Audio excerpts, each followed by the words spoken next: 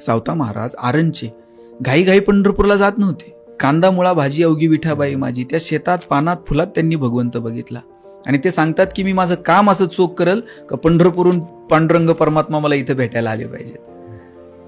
ही जे आहे ना कर्तव्याला प्राधान्य देणं, हे तुम्हाला कधीही, उलट मी तर म्हणेल जी लोक हल्ली लोकांना सांगत असतात की 1 रुपयावर जात नाही, पैशाला कोंबडी खात नाही, श्रीमंत लोकांना कुठं सुख आहे का, त्यांना कुठं झोप आहे का, असलं काही सांगून तरुण पोरांना अकार्यक्षम बनवण्याचा धंदा कुणी करू नये.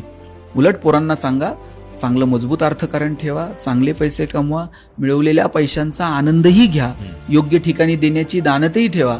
आणि तुकोबारायांचे विधान आयुष्यभर लक्षात ठेवा, जोडून या धन उत्तम व्यवहारे. कुणाच्या माना मुरगाळून, कुणाला फसवून वाईट मार्गाने मिळवलेलं धन म्हणजे प्रेतावरची फुले, हसूही देत नाहीत आणि रडूही देत नाहीत. म्हणून चांगल्या मार्गाने कमवायचं आणि त्याचा आनंदही घ्यायचा.